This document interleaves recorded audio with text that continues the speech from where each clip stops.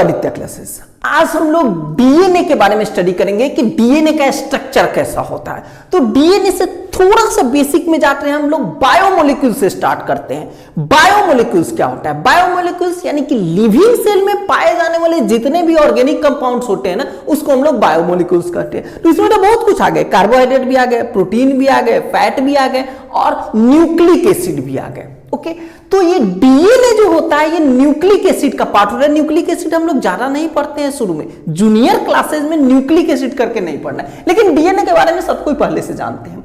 अब हम लोग न्यूक्लिक एसिड से स्टार्ट करते हैं। तो हमारा पहला क्या हो गया? लिविंग सेल में जो बायोमोलिक्यूल्स होता है उसी का एक टाइप क्या हो गया आपका? Nucleic acid. Nucleic acid. अब ये न्यूक्लिक एसिड जो होता है वो किस किस चीज का बना होता है, इसमें कौन कौन से एलिमेंट्स होते हैं? तो इसमें आपको कार्बन रहेंगे। ये न्यूक्लिक एसिड का ही टाइप डीएनए है, इसलिए हमने न्यूक्लिक एसिड से स्टार्ट किया। ये इसमें कार्बन रहेंगे, ऑक्सीजन रहेगा, हाइड्रोजन रहेगा, नाइट्रोजन रहेगा और साथ में एक फास्फोरस रहेगा। न्यूक्लिक एसिड का मेन पहचान होता है, एडिशनल जो चीज है वो फास्फोरस है। ओके, तो न्यूक्लिक एसिड दो तरह के हो गए, एक आरएनए, ये न्यूक्लिक एसिड दो टाइप का होगा, एक आरएनए और दूसरा हो गया डीएनए। ठीक है, आरएनए के बारे में यहां अभी हम स्टडी नहीं करने जा रहे हैं, अभी हम लोग करने जा रहे हैं डीएनए के बारे में। तो डीएनए भी इसी 5 टाइप के एलिमेंट्स का बना है, कार्बन, ऑक्सीजन, हाइड्रोजन, नाइट्रोजन और फास्फोरस। लेकिन ये इस तरह से एलिमेंट नहीं रहते, एक खास ग्रुप में रहते हैं। तो कोई भी न्यूक्लिक एसिड हो, चाहे आरएनए हो या डीएनए, वो 3 चीज से मिलके बना होता है। ये डीएनए भी क्या चीज होगा? 3 चीज से मिलके बना हुआ है। और वो 3 चीज क्या क्या है? पहला इसमें रहेगा sugar molecule, sugar, pentose sugar. Pentose sugar जिसको डीऑक्सीराइबोज सुगर भी आप कह सकते हैं। तो इसका पहला कंस्टिट्यूएंट जो डीएनए का हो गया वो क्या हो गया? पेंटोज। 5 कार्बन का बना होता है, इसलिए इसको कहते हैं पेंटोज सुगर। अब पेंटोज सुगर का डीऑक्सीराइबोज सुगर भी नाम हो सकता है, आरएनए में राइबोज सुगर भी कह सकते हैं। तो यहां पे हम पेंटोज सुगर लिख रहे हैं। दूसरा इसमें कंस्टिट्यूएंट जो होगा बी, वो होगा आपको फॉस्फेट। दूसरा क्या हो गया? फॉस्फेट। और तीसरा कंस्टिट्यूएंट जो हो गया वो बेस हो गया, नाइट्रोजीनस बेस। हम यहां पे सिर्फ बेस लिख रहे हैं, बेस। तो ये 3 चीज से मिलके बना रहता है हमारा डीएनए। क्या क्या?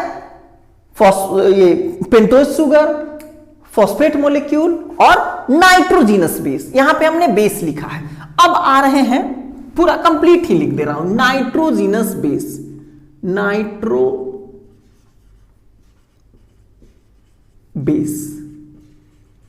ओके, अब हम देखते हैं कि ये पेंटोज सुगर कौन होता है और कैसा होता है डीएनए के रिस्पेक्ट में। आरएनए की बात हम नहीं कर रहे, आरएनए और डीएनए में पेंटोज सुगर अलग अलग होता है। अब हम पेंटोज सुगर की बात कर रहे हैं। तो डीएनए में जो पेंटोज सुगर होता है, ये फर्स्ट इसका कंस्टिट्यूएंट जो हुआ दैट इज आपका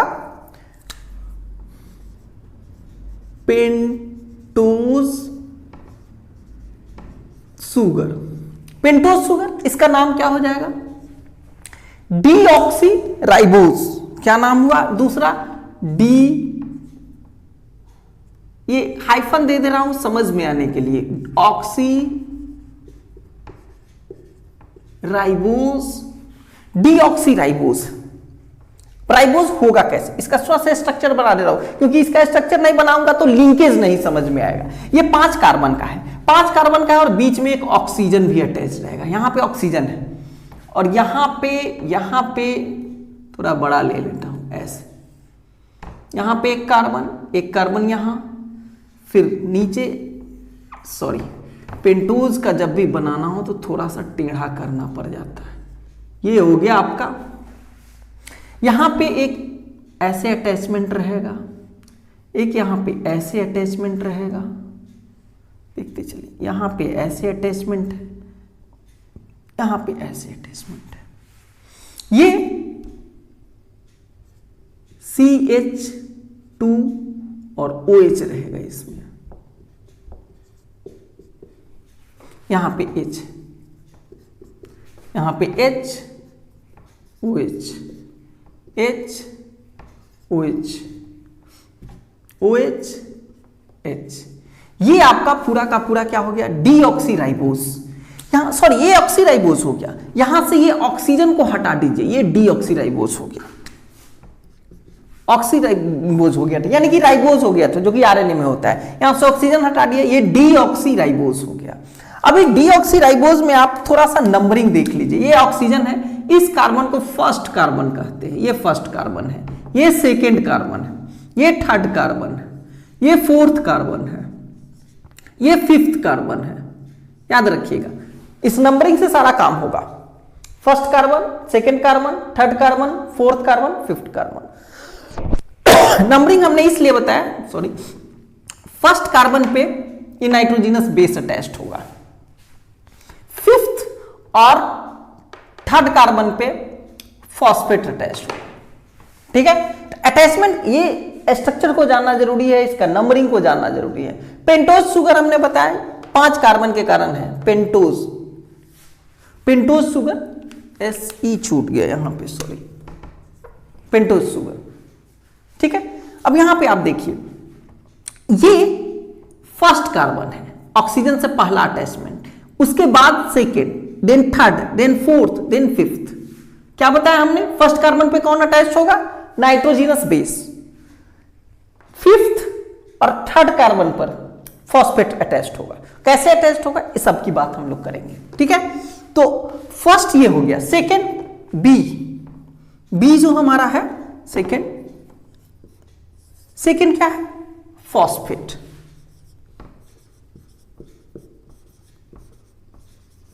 फॉस्फेट होता कैसे है, इसका स्ट्रक्चर जाने रहेंगे तभी जाके स्ट्रक्चर उसको अटैच कर पाएंगे। फॉस्फेट जो होता है वो फॉस्फोरस ऊपर एक डबल बॉन्ड से ऑक्सीजन से जुटा रहेगा, 2 और ऑक्सीजन ऐसे रहेंगे जिसपे एक एक बॉन्ड खाली है, यहां पे बॉन्ड खाली है या माइनस भी दे सकते हैं आप, और दूसरा एक नीचे वाला जो है वो निगेटिव चार्ज रहेगा, वो हमेशा निगेटिव चार्ज ही रहता है किसी एक से इलेक्ट्रॉन लिए हुए, और ये ऑक्सीजन निगेटिव चार्ज प्रेजेंट रह जाने के कारण ही डीएनए जो होता है निगेटिव चार्ज होता है। याद रखिएगा, डीएनए निगेटिव चार्ज होता है, क्यों, फॉस्फेट पे निगेटिव रह जाने के कारण, हमेशा पूछता है, और इसका और फंक्शन में भी कारण है। याद रखिएगा, फॉस्फेट मॉलिक्यूल में क्या होगा, ये दोनों तो अटैच हो जाएगा लेकिन ये नहीं अटैच होगा, तो इस पे निगेटिव चार्ज बचा रह जाता है, जिसके कारण पूरा का पूरा डीएनए जो होता है वो निगेटिव चार्ज होता है। ओके, नेक्स्ट एक हमारा बच गया नाइट्रोजनस बेस, थर्ड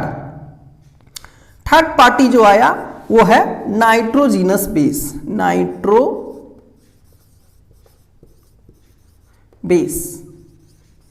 देखिए ऐसा तो नाइट्रोजनस बेस 5 टाइप के मिलते हैं, लेकिन डीएनए में 4 टाइप के ही होंगे। 4 टाइप के कौन कौन होंगे, तो पहला इसमें आएगा एडेनिन,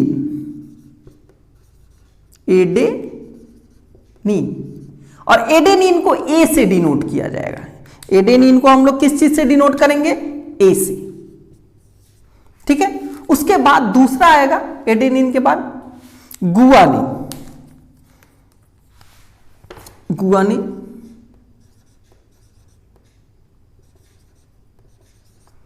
एडेनिन, गुआनिन, साइटोसिन, उसके बाद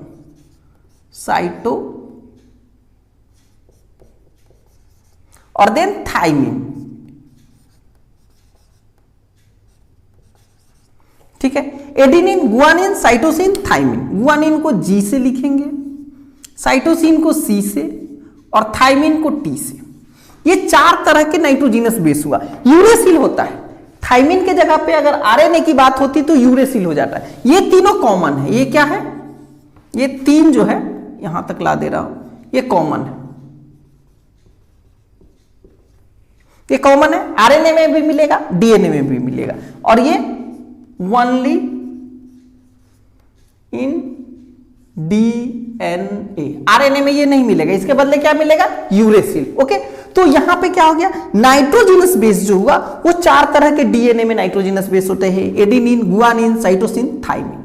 और थाइमिन जो है वो ओनली डीएनए में मिलेगा, इसके बदले में यूरेसिल मिलेगा आरएनए में, और एडेनिन, गुआनिन, साइटोसिन कॉमन हो गया।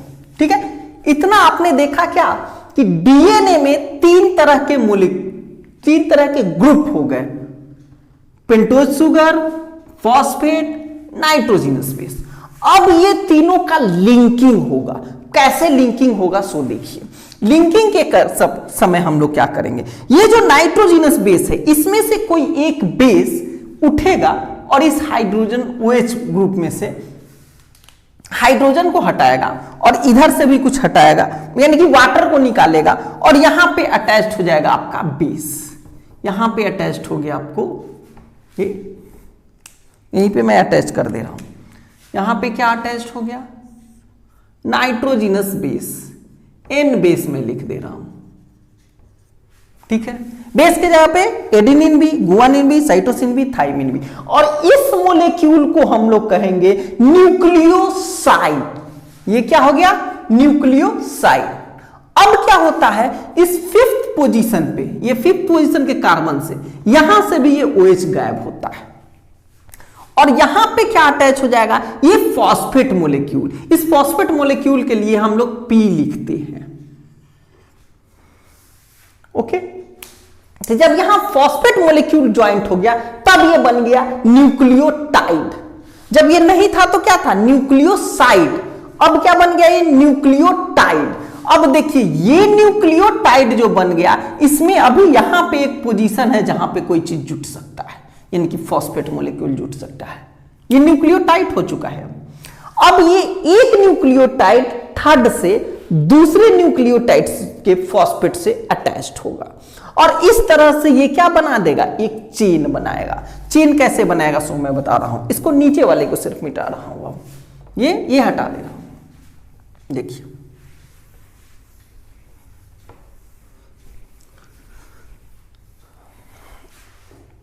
ये जो हुआ, ये पूरा का पूरा शुगर मोलेक्यूल है। शुगर मोलेक्यूल में क्या था आपका, यहां पे देख लीजिए, ये ऑक्सीजन है, यहां पे कार्बन है, यहां पे CH2 है, यहां पहले से OH है, यहां पे एक दूसरा कार्बन, यहां पे तीसरा कार्बन, चौथा कार्बन, ऐसे अटैच्ड 1 2 3 4 5 कार्बन हो चुका है।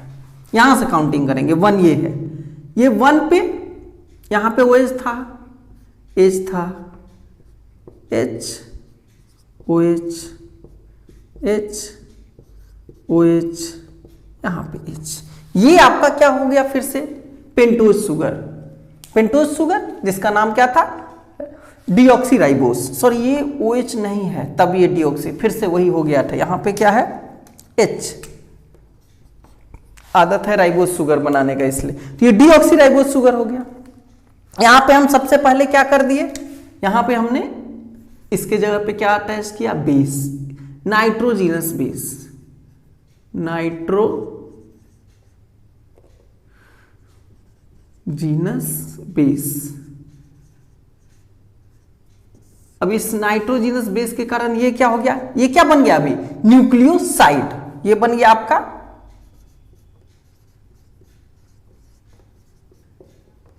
न्यूक्लियोसाइड। फिर क्या किया हमने, इसको हटाया OH को, और यहां पे क्या अटैच कर दिया, फॉस्फेट P। फॉस्फेट हम P के लिए लिख रहे हैं, लेकिन यहां पे फॉस्फेट का मतलब क्या है, P के साथ 4 ऑक्सीजन भी है, ठीक है। तो अब ये जैसे ही ये फॉस्फेट हटा तो न्यूक्लियोसाइड ना होके ये न्यूक्लियोटाइड हो गया, न्यूक्लियोटाइड हो गया। अब ये न्यूक्लियोटाइड में यहां पे देखिए, यहां पे क्या होगा, एक और नीचे न्यूक्लियोटाइड बनेगा। ऐसा ये न्यूक्लियोटाइड में एक नीचे बना रहा हूं, देखिए O है, C है, यहां C C C C, H है, H H H OH, यहां पे H है। ये शुगर हुआ। यहां पे हमारा क्या आ जाएगा, यहां पे बेस का अटैचमेंट होगा, बेस। यहां बेस अटैच्ड हो गया। अब इस बेस अटैच्ड होने के बाद यहां पे फॉस्फेट अटैच्ड होगा, P अब ये जो फॉस्फेट अटैच हुआ, ये फॉस्फेट फिर दूसरा न्यूक्लियोटाइड बना देगा। तो ये दो न्यूक्लियोटाइड, तो पहले न्यूक्लियोटाइड का ये थर्ड कार्बन है, यहां से हम लोग काउंटिंग करते हैं, first carbon, second carbon, third, fourth, fifth. इसमें भी first, second, third, fourth, fifth, sorry यहां पे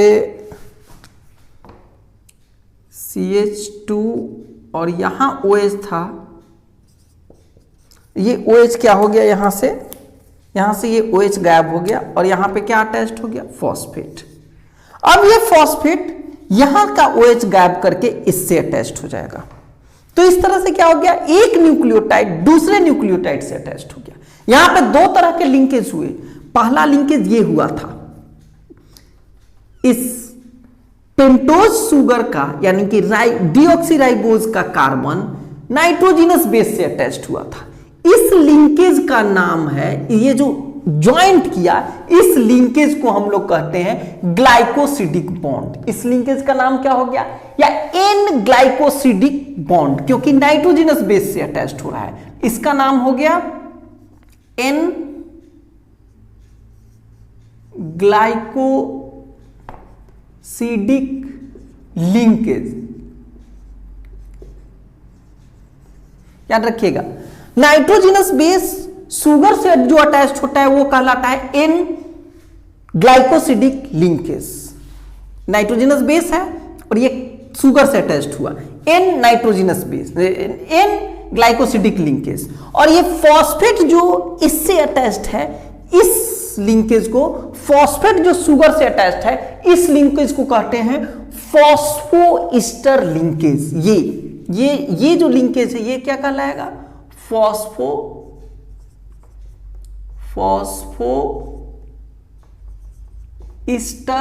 लिंकेज।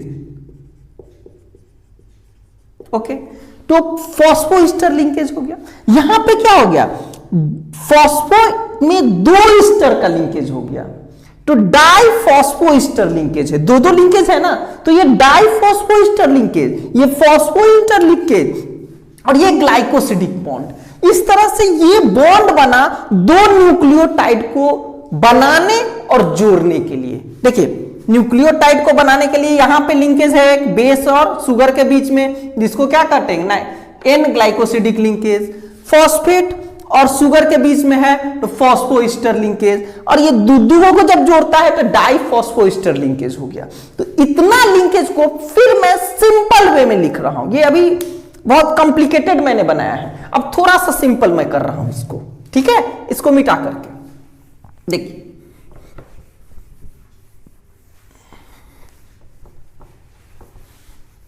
अभी तक हमने जो पढ़ा उसमें हमने यही देखा कि जो डीएनए होता है उसमें एक फॉस्फेट शुगर होता है जो इधर फॉस्फेट से जुट जाता है, देख लीजिए, और नीचे की ओर जुट जाता है किसी नाइट्रोजिनस बेस से। नाइट्रोजिनस बेस चार तरह का था, सपोज कीजिए यहां एडिनिन से ये जुट गया। इस बॉन्ड को हम लोग शुगर और नाइट्रोजिनस बेस के बीच के बॉन्ड को कहते हैं glycosidic bond, N glycosidic bond. ये क्या कहलाएगा, एन ग्लाइकोसिडिक बॉन्ड, और ये फॉस्फोईस्टर बॉन्ड कहलाता है। हो गया। फिर इसी ये छोटे से यूनिट को हम लोग कहते हैं न्यूक्लियोटाइड। फिर से देख लीजिए, डीएनए का स्ट्रक्चर हम लोग अब आ रहे हैं यहां पे इजी वे में समझने। ये शुगर है, ये शुगर यानी कि डीऑक्सीराइबोज नाइट्रोजिनस बेस से अटैच हुआ, किसके थ्रू, ग्लाइकोसिडिक बॉन्ड के थ्रू। तो ये क्या कहलाया हमारा, न्यूक्लियोसाइड। फिर उसमें फॉस्फेट अटैच हो गया तो ये बन गया न्यूक्लियोटाइड। अब एक दूसरा न्यूक्लियोटाइड यहां पे मैं ले रहा हूं, एक और ले लिया, ये शुगर है, ये फॉस्फेट से अटैच्ड है और इधर नाइट्रोजिनस बेस से। पहले नाइट्रोजिनस बेस से ही अटैच्ड होता है, मान लीजिए एडिनिन है, यहां पे गुआनिन ले रहा हूं। फिर दूसरा एक और शुगर है जो कि नीचे साइटोसिन से अटैच्ड है और ऊपर फॉस्फेट से अटैच्ड है। ठीक, एक और शुगर है जो नीचे थाइमिन से अटैच्ड है और इधर फॉस्फेट से अटैच्ड है। तो इस तरह से बहुत सारे बन जाएंगे। फिर एक और मैं ले रहा हूं यहां पे सुगर फॉस्फेट, और नीचे सपोज कीजिए नीचे यहां पे साइटोसिन ही है। ठीक है, ये क्या हो गया, ये बहुत सारा न्यूक्लियोटाइड है, न्यूक्लियोटाइड है। अब इन सारे न्यूक्लियोटाइड को अगर हम आपस में जोड़ दें, सपोज कीजिए यहां पे भी एक बॉन्ड बना दे, यहां पे भी, यहां पे भी, यहां पे भी, तो ये क्या बन गया, पॉलीन्यूक्लियोटाइड। ये क्या बन गया, पॉलीन्यूक्लियोटाइड। तो इस तरह से आप देख सकते हैं कि ये पॉलीन्यूक्लियोटाइड होता है क्या, न्यूक्लिक एसिड। न्यूक्लिक एसिड को अगर कहा जाए तो हो जाएगा ये न्यूक्लियोटाइड। बहुत सारे न्यूक्लियोटाइड का बना होता है। और ये न्यूक्लियोटाइड जो है, ये अगर डीएनए के केस में देखेंगे तो ये डबल हेलिक्स का होता है। नीचे भी ऐसा ही रहेगा, नीचे ऐसा रहेगा, तो आप ऐसा कह सकते हैं कि sugar phosphate, sugar phosphate, sugar phosphate, sugar phosphate, sugar phosphate, ये बेस है। और क्या होगा, तो इससे देखिए यहां ये एडेनिन है, तो एडेनिन हमेशा थाइमिन से जुटेगा, और वो भी डबल हाइड्रोजन बॉन्ड के साथ, ये फिक्स है। और ये थाइमिन सुगर से जुटा हुआ है। फिर ये गुआनिन है, ये ट्रिपल बॉन्ड के साथ साइटोसिन से जुटेगा, और ये भी ट्रिपल बॉन्ड बनाएगा, ये भी ट्रिपल बॉन्ड बनाएगा, ये डबल बॉन्ड बनाएगा। और जैसे ये इसको ब्लू से कर दे रहा हूं, डबल बॉन्ड है। अब हमने जैसे बताया कि ये जी यानी कि गुआनिन जो है वो साइटोसिन से अटैच्ड होगा, फिर ये साइटोसिन सुगर से, ये साइटोसिन गुआनिन से अटैच्ड होगा, और ये गुआनिन सुगर से। ये थाइमिन है, ये एडेनिन से अटैच्ड होगा, एडेनिन सुगर से। ये साइटोसिन है, ये गुआनिन से अटैच्ड होगा, गुआनिन सुगर से। तो इस तरह से आप देख रहे हैं कि सीढ़ी जैसा बन गया, सीढ़ी जैसा बन गया। अब इसी को वाटसन और क्रिक, वाटसन और क्रिक दो साइंटिस्ट थे, ये ऐसा बन गया ना, लेकिन ऐसा स्ट्रक्चर इसका एक्चुअल में नहीं होता है। एक्चुअल में हुआ क्या, वाटसन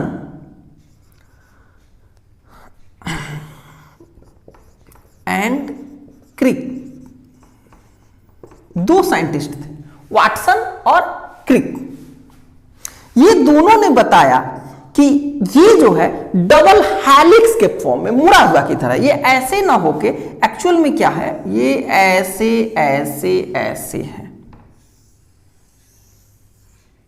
और बीच में आपका ये बीच में जो एटीजीसी है वो ऐसे ऐसे है।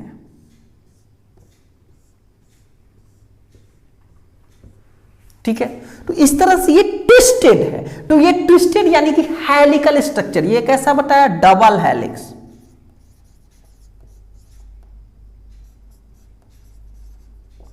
डबल हेलिक्स वाला स्ट्रक्चर किसने बताया, वाटसन एंड क्रिक, दो साइंटिस्ट हैं। दोनों साइंटिस्ट ने बताया कि डीएनए एक्चुअली ये तो पॉलीन्यूक्लियोटाइड हो गया, साथ में ये डबल हेलिक्स, दो चेन है, इसका दो चेन है, दोनों एक दूसरे से अटैच्ड है, और साथ अटैचमेंट के साथ साथ ये हेलिकल है, मतलब ट्विस्टेड है। अगर किसी सीढ़ी को ऐसे मोड़ दे तो कैसा हो जाएगा, वैसे ही ये मुड़ा हुआ है, ये सीढ़ी की जैसा है और ये मुड़ा हुआ है। तो एक्चुअल में ऐसे ना होके इस तरह से हेलिकल स्ट्रक्चर बना होता है। तो ये यहां पे हमने देखा कि डीएनए किस किस एलिमेंट का बना है, उसका तीन जो हो गया कि क्या क्या चीज है उसमें, डीऑक्सीराइबोज सुगर है, उसके बाद फॉस्फेट है, उसके बाद उसमें ये क्या कहा जाता है कि नाइट्रोजिनस बेस है, चार तरह के, एडेनिन, गुआनिन, साइटोसिन, थाइमिन। और फिर इससे पहले सुगर में नाइट्रोजिनस बेस जुट के न्यूक्लियोसाइड बनाया, फिर जब फॉस्फेट जुटता है तो न्यूक्लियोटाइड बनता है, और यही न्यूक्लियोटाइड बहुत सारा जुट करके क्या बना दिया, पॉलीन्यूक्लियोटाइड। फिर दो हेलिक्स पॉलीन्यूक्लियोटाइड्स का दो चेन आपस में कंबाइन होता है, तो ये डबल स्टैंड हो गया। ये क्या हो गया, डबल स्टैंड। अभी डबल स्टैंड जो होता है थोड़ा सा ट्विस्ट कर जाता है तो डबल हेलिक्स बना देता है, और डबल हेलिक्स वाला स्ट्रक्चर वाटसन एंड क्रिक ने दिया था। तो ये हुआ स्ट्रक्चर। अब हम लोग इसी में थोड़ा सा देखेंगे कि कैसे ये कंडेंस किया था। मतलब ये देखिए, ये ह्यूमन सेल में 2.2 मीटर का ये डीएनए होता है। तो 2.2 मीटर का डीएनए उतने छोटे सेल के उतने छोटे न्यूक्लियस में रखना इम्पॉसिबल सा है। तो उसके लिए उसको क्या करना होगा, धागा के रील की तरह उसको एकदम से एक दूसरे को कंडेंस करके उसको रखना होगा। तो कंडेंस कैसे होता है उसके बारे में स्टडी करेंगे हम लोग, ठीक है। इस क्लास में इतना ही। Thank you for watching this video.